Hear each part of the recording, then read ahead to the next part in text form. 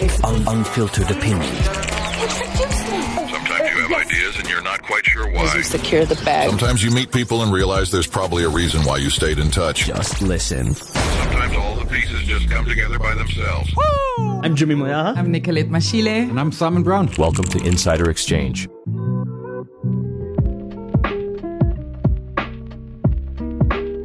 In Market Matters this week, we take a look at the only thing that's been taking place in the markets, interest rate decisions. We finally got there. This week has been 6 months in the waiting, actually 9 months in the waiting if you think about it. So for some people, probably even 3 years in the waiting, right? We got there. We're here now. The Fed's cut by 50 basis points. We've cut by 25 basis points. And that's the starting point of what hopefully is going to be a much better year. Yeah, absolutely. Exciting, right? Exciting. Finally, rates are coming down. I mean, so prime's 11.5. Not exciting. No, but you know what? For every $1 million of bond, you got $173 more in your pocket. That's not zero. You say 173 Rand Per $1 million of bond. per million. I know, it's a quarter point. That doesn't put petrol in the car. True. Does buy you a good pizza. It does. One.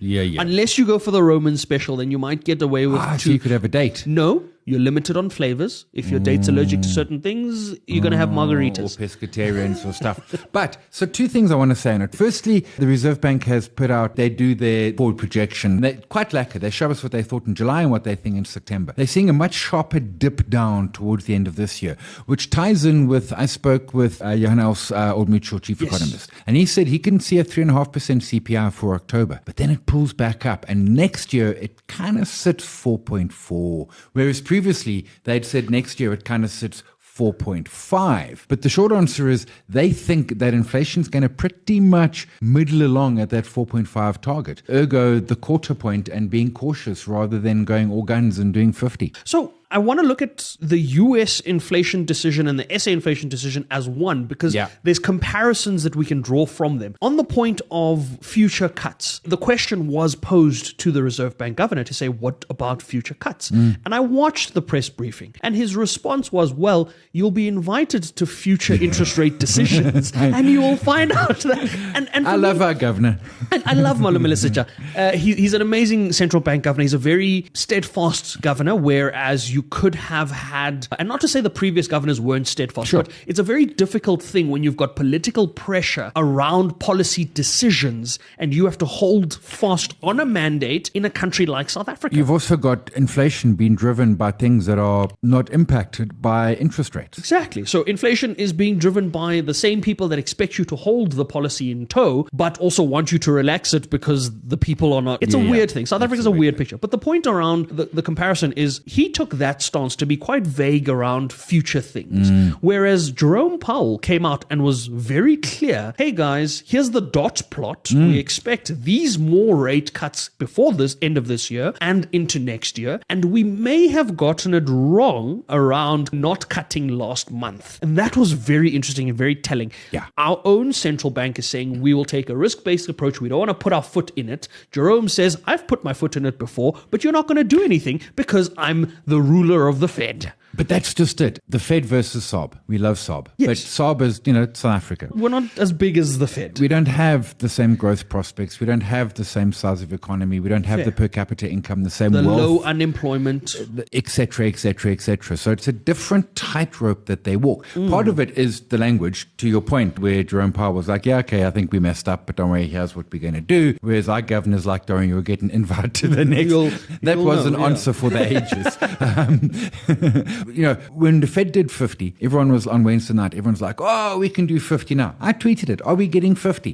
The short answer is we are not even in the same league as America, man. Like, we're not even playing the same sport. And that was another interesting thing as well about it was when the Fed did 50 basis points, initially everybody would have thought, okay, there's panic or whatever. And you saw the spike up and then you saw the spike back down and markets were like, did the Fed get it wrong or whatever? But effectively, if you look at it after having had time to process it. What a 50 basis point cut has done is ensure a soft landing, because the Fed now can come out with the narrative to say, we will take whatever aggressive measures we need to do to ensure that the US economy lands the way we want it to. If that means hiking more, we will do that. If that means hiking less, we will do that. So I think it was a very bold thing for the Fed to do on the first rate cut, to say, we're not going to be timid about it. We're going to be assertive in our approach to it. And when we look at the South African picture as well, that was the other side of the conversation that our own governor also said. Maluma Lesetja came out and said, when we look at America, it's the inflation differential we need to think about as well. So we're always talking about an interest rate differential. If we cut by 50 basis points, why can't, that thing? But he made a very valid point around the inflation differential. And the bond yields, not the... Yes, I tweeted that. His exact tweet was to say that the inflows come in through the bond market, not through other mechanisms. And so when we're looking at the bond market, you need to measure the performance of South African bond yields against those of national treasury. Correct. So that was the one thing. And the inflation differential, that got me thinking about his other conversations around wanting to lower that inflation anchoring. And you and I have spoken about this at length, to say it's a very interesting perspective to be in. And I had a conversation with an economist this week around that, to say, is it the right time to be lowering that anchoring policy, understanding that, of course, we've got low growth, we've got high unemployment, we've got all these things. But the response that I got was an interesting one that made me look at it from a different perspective for the first time in a long time. And the perspective was to say, if we lower the inflation differential, which is what the governor spoke about yesterday, and we then start to peg inflation at a 2% or at a 3% or at a 1% or whatever, it is a difficult thing to do and to achieve. But the end result is you are left with a stronger rand in the longer term. And a better economy. Which, if you're looking at the blunt instruments that I have as a central bank, and you're saying, I can't control unemployment, I can't control the growth rate of the country, I can't control the electricity supply, there's so many other variables I can't control, and I need to protect the value of the currency. It's an unpopular opinion, but the reality of it is lowering inflation, which is something else that the governor said, is more purchasing power in the hands of the masses, in the hands of the poor, at the cost of those that have debt. So yes, the middle class that have debt and bonds and things, the 173 Rand is not a good, you won't feel the relief, right? But at a macro level, at a bigger scale level, understanding that I can't, as a central bank, control all these other variables. This is the little I can do. This is the little I can do.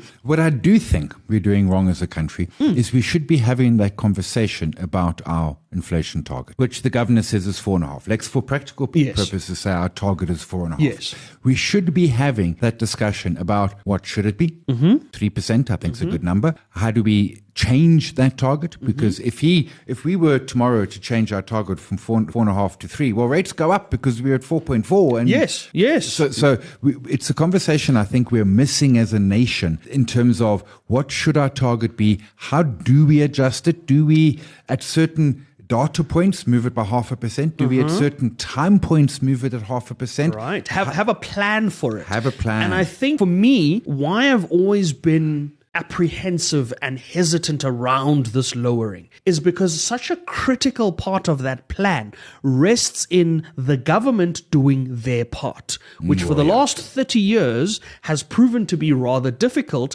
where it comes to certain things. Because until we can get to a point where we understand the interconnectedness of everything from our economic point of view, we can't have conversations around things like let's nationalize the mines, which again is a good idea, but it's about how you execute, right? It's the details. The problem is not that we want it there or we don't want it or whatever we want to happen. It's the details about how you achieve that. And if the details on how we achieve lower inflation don't include a concerted effort towards job creation, economic growth, infrastructure development, and the things that actually need to happen, we're going to go in circles.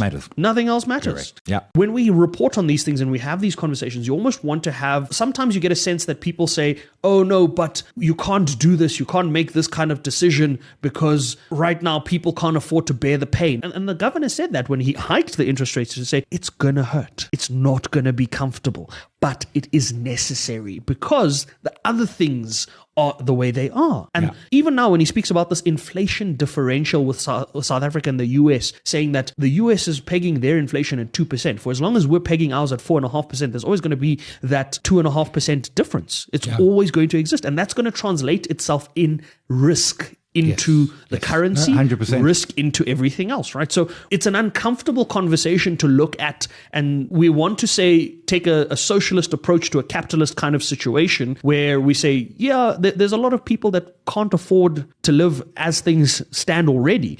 Will their lives be better off or worse off if we go down to 2% inflation? And if we get it right, the crazy thing is people's lives will actually be better. Yeah. That's just it. And that's what we want, right? That's what we want. That's what we want. If we can get that right and we can put in place the relevant mechanisms to ensure that everybody does their part, then when you start to have conversations with the governor around how we move these markets or how we move the interest rate decisions, you can very easily come up with a dot plot. You can very easily come up with a structure and say, every time we hit X amount of growth or every time we hit this variable, we're going to do this on the interest rate side of things. Right. And that's an easier conversation because as the central bank, you then have the confidence that all of the other parties at the table are doing their part. But if you're carrying a lot of dead weight, it becomes exceptionally difficult to make decisions that you want to implement when you can't. You just can't. You can't. Yeah. We're going to be grateful for the interest rate decisions that we have gotten. We're going to be grateful that we're over this inflation hurdle, this inflation peak, and this chaos that we've had in the markets. And we're going to look forward to having more charts go to the top right of the screen. Top right. Top right. That's Market Matters this week.